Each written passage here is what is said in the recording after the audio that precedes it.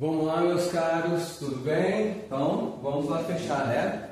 Então, o ponto que nós temos que trabalhar aqui é o seguinte, né? Vamos começar pela questão militar, né? Então, dos finais do Segundo Reinado. Então, ali pós-Guerra do Paraguai, a situação do Brasil era meio conflituosa. Por quê? Havia uma ideia no Brasil pós-Guerra do Paraguai, não somente pós-Guerra do Paraguai, mas alguns anos antes, de que o Brasil necessitava se inserir na modernidade, ser um país moderno. Não era mais possível o Brasil continuar a ser um país agrário, assim como uma roça grande. Os militares ali deram o pontapé inicial. A partir do momento que venceram, solicitaram participação política e não foi aceito. E aí vem alguns pontos interessantes. Então vamos lá. A solicitação do Exército para a participação do governo, o Exército acreditava que ele seria um ponto fundamental para modernizar esse Brasil, principalmente na área militar, na questão da fabricação de armas, na área industrial, porque era uma defesa dos militares no Brasil nesse momento. O fortalecimento do Exército pós-Guerra do Paraguai, esse fortalecimento proveniente da opinião pública. Os jornais, todos ali faziam uma série de elogios ao Brasil como o grande vencedor da Guerra do Paraguai. Isso dá uma situação de um ânimo ao Exército brasileiro muito grande e uma presença deles no debate político. Essa presença é muito forte, né?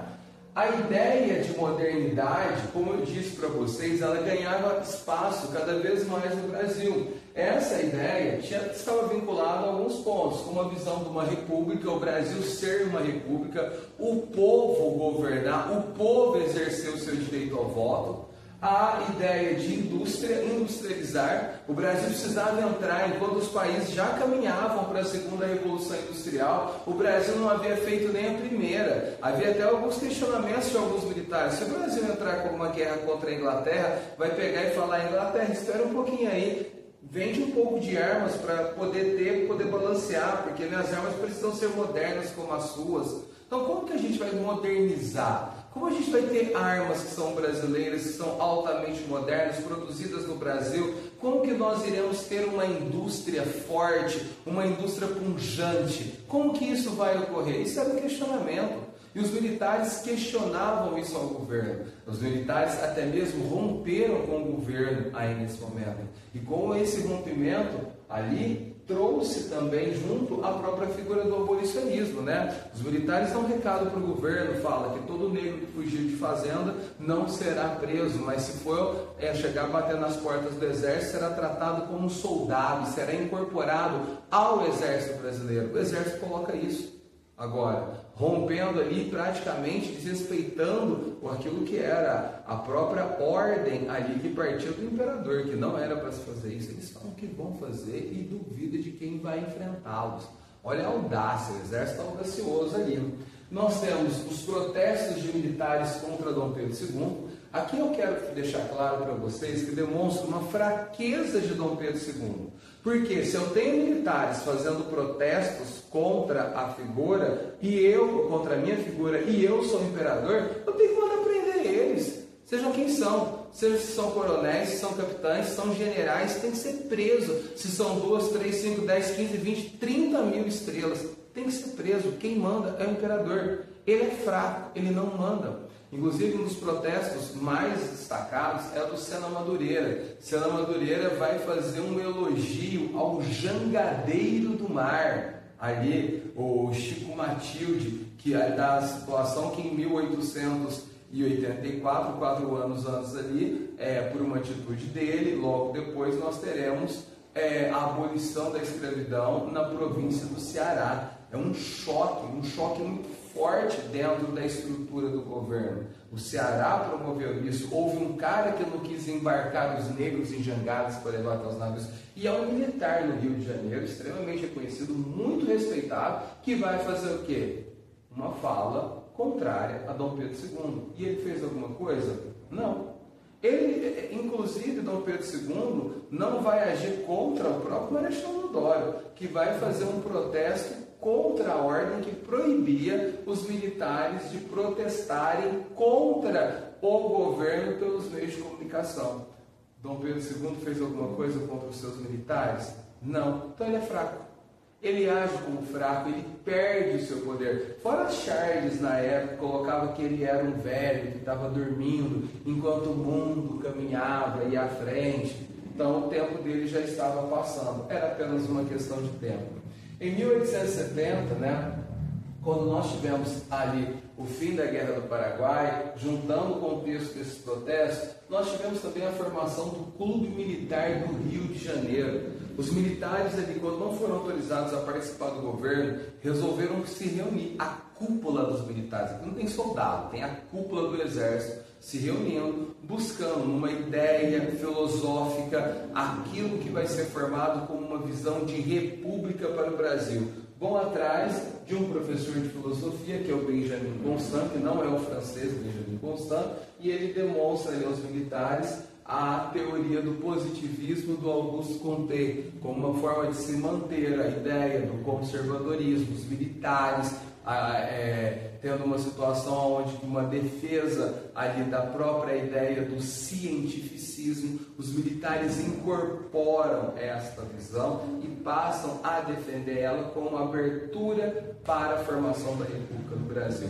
Meus caros, eu não vou entrar nesse vídeo em detalhes do positivismo, porque aí você já viu em algumas aulas de filosofia e sociologia também. Por outro lado, nós temos que abordar a questão republicana, Na questão republicana, o ponto inicial é o Manifesto Republicano de 1870. Ele é primordial para nós.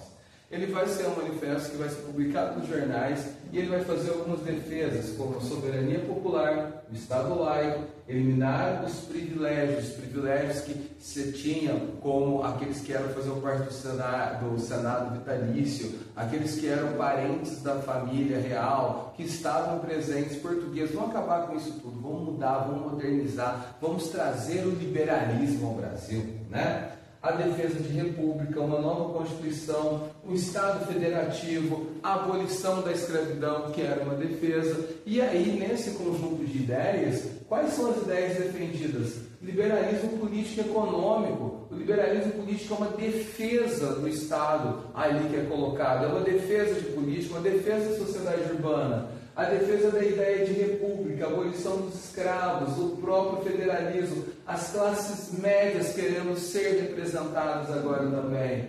E nós tivemos, dentro dessa própria situação, que vai ter lá com o Manifesto Republicano, a origem de alguns partidos políticos. Então preste atenção. Teremos aqui o Partido Republicano do Rio de Janeiro, conhecido como os jacobinos, pois defendia uma revolta extremamente grande no Brasil e a morte de Dom Pedro II e seus familiares em praça pública, na defesa de uma mudança de uma república popular. Já por outro lado, em 1873, tivemos a formação do Partido Republicano Paulista, que defendia a autonomia dos estados, o federalismo, uma coisa mais elitizada, nem tanto popular. Se você lembrar, o PRP, o Partido Republicano Paulista, é o que vai entrar com todos os debates depois, lá com a figura do coronelismo, política do café com leite, mas isso a gente vai ver mais à frente. Nós temos também o Partido Republicano Mineiro, esse criado em 1888, por cafeicultores lá do sul de Minas. Esses cafeicultores aqui do sul de Minas, juntamente com os cafeicultores do Vale do Paraíba, formam esses dois partidos. Lembrando que essa região do Vale do Paraíba, ela estava com problemas financeiros devido à queda do café. E muitos desses indivíduos tentavam demonstrar que eles eram fortes ainda no Vale do Paraíba. Lembra da situação das fotografias, tirando foto com os escravos, seus grandes casarões, demonstrando que economicamente eles estavam bem, mas na realidade não estão. E acabam se agregando na política, Parece que é até piada, A incompetência no setor privado faz com que parte da elite vá se alinhar ali dentro da esfera política, Situações que a gente costuma ver nos dias de hoje também, Nós temos aí o Partido Republicano Mineiro, como eu disse para vocês, e esses aqui, quando vai falar de república, eles entram num debate. Como explicar para a população brasileira que a gente virou república? A elite está debatendo isso. Então eles trazem aqui a ideia da construção da figura do herói. A gente fala de um herói brasileiro, de alguma pessoa que possa fazer essa imagem do herói, para contrapor o herói da monarquia ideia que está sendo defendido por Dom Pedro II na figura do pai dele. Quem que é o herói da República? É aí que surge todo aquele debate sobre a figura de Tiradentes. E o próprio Clube Militar do Rio de Janeiro, que também vem trazer a visão ali do positivismo. Então nós temos 4 grupos no Brasil, no Rio de Janeiro e em São Paulo, defendendo a República. E isso atingindo a classe média urbana das cidades de São Paulo e Rio de Janeiro. Por isso que esse conjunto ideológico que eu falei para vocês aqui, ele faz parte e ele explode em qual questão real, prática da sociedade? A revolta do Vintém, em 1879. Na revolta do Vintém, em 1879, Dom Pedro II aumentou o preço dos bondes, da passagem de bonde em um vintém, que seria equivalente a 20 centavos. Resultado, a população foi às ruas do Rio de Janeiro, quebrou tudo, virou bondinho, virou toda aquela situação. E uma das principais frases que se utilizavam na época era: não é só por 20 centavos, não é só por um vintém, tem muita coisa a ver. Muito parecido com aquelas manifestações de 2013, que não era só por 20 centavos. Toma cuidado que pode ser feita uma referência no vestibular. Em 1888, Dom Pedro II, percebendo que o seu governo estava em queda, demorou, né? Porque senão falava que ele dormia tanto, né? Ele vai lançar um documento que vai mudar a Constituição, uma reforma liberal. E aí propondo autonomia provincial, liberdade de culto, liberdade de ensino, Senado temporário e facilidades de crédito. Ele não recebe apoio de ninguém, nem mesmo de seus apoiadores, porque deixa bem claro que ele está fazendo isso para segurar a monarquia mais tempo, algo que a população já não aguentava mais. Então essas medidas aqui são extremamente criticadas. Dom Pedro II perdeu o seu tripé político. Quem sustentava aqui o governo de Dom Pedro II? 3 pilares: o exército, a igreja e os latifundiários. Quando que ele perde o seu tripé? O exército em 1870, com a vitória na Guerra do Paraguai, e o exército solicitando participação política. A igreja, com a questão da bula Silagos, ali em 1872. E um ato que é problemático por incompetência do próprio Dom Pedro II.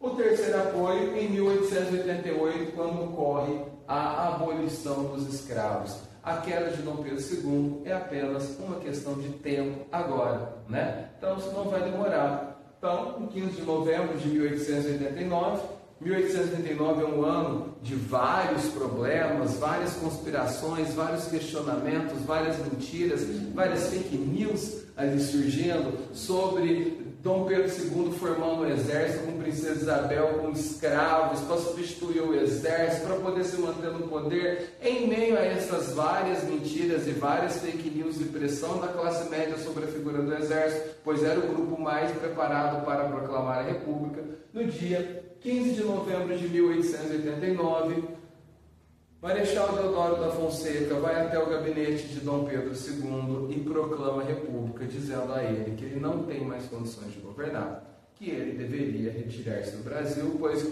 já havia um navio pronto para o embarque dele, onde deu ali o seu genro, juntamente com a sua filha, Princesa Isabel, encerrando aqui o segundo reinado.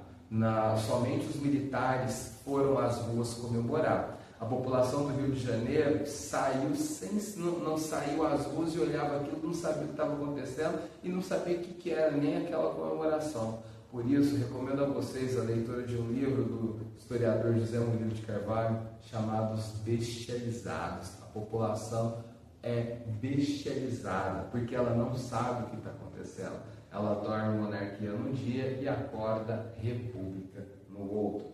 E aí vai ser feita toda uma dinâmica para se construir um teatro republicano no Brasil aí também. Bom, meus caros, encerro com vocês aqui o segundo reinado. Um bom descanso a todos e até mais. Tchau!